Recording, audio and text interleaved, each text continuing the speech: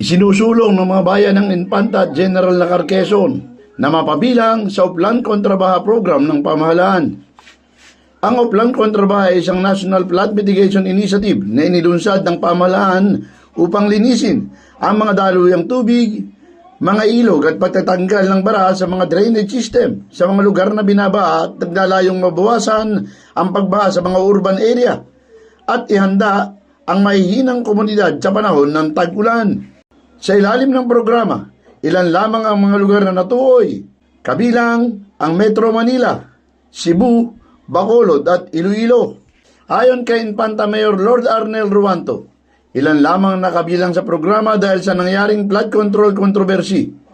Naapektuhan ng mga pagawain tulad ng flood control sa kanilang lugar na naputol bagamat kailangan dahil sa marami sa kanilang kalupaan ay below sea level at high risk pagdating sa baha. Ilan lamang yung priority areas na na-identify ng national government para sa Uplan Kontrabaha. Ito yung may funding talaga from the DPWH dahil we understand dahil po sa nangyaring flood control controversy ay naapektuhan naman yung mga pagawain tulad po ng isang flood control dito na putol. So sa halip sana na mapadiretso dahil kailangan namin. Infanta is Delta municipality, so talagang marami sa aming kalupaan ay below sea level. At talaga pong high risk kami pagdating po sa flooding. So ayon sa alkalde, nais nila mapasama ang Infanta at Lacar sa programa para mabawasan ang pagdagsa ng baha at magkaroon ng mas maayos na dredging plan na naka-integrate sa mga national dredging plan. Ang gusto sana nating mangyari, mapasama po ang Infanta at General Lacar doon sa Uplan Kontrabaha program para po naman ma-minimize yung impact ng baha sa atin. At bukod din po dyan, magkaroon ng mas maayos na dredging plan. Mas maganda i-integrate dun sa plano din ng National Dredging Plan. Ayon pa sa alkalde, once na lumakas ang baha sa Agus River, ay nagiging silted ang ilog.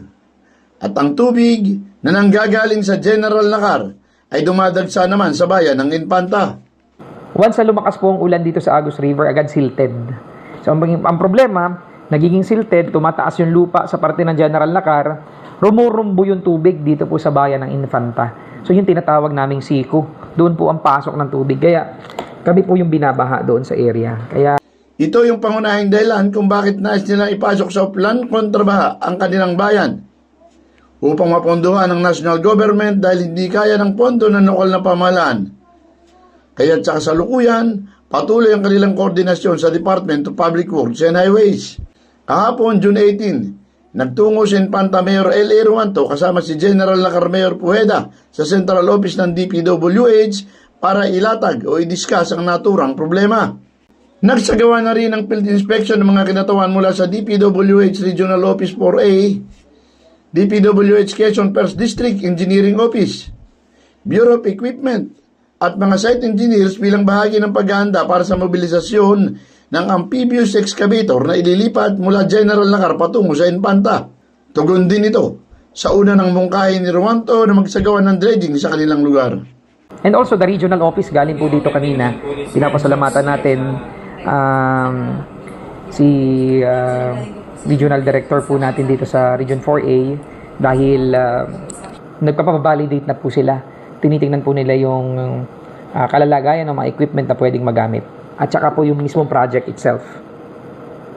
Samantala, nanawagan na rin si Ruanto sa mga quarry operator at sa Provincial Mining Regulatory Board na integrate ang operasyon ng plano ng National Dredging Plan.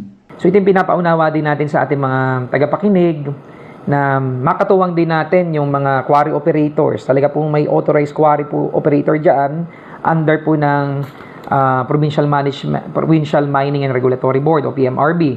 So mas maganda i-integrate dun sa plano din ng National Dredging Plan. Muna na rin nagtatag ang bayan ng Infanta ng isang quarry council na siyang nagmo-monitor at nagbabantay sa mga quarry operations sa kanilang lugar. Felix Tambongko, The Observer News, DWRB 103.9 News FM. Ikaw ang una.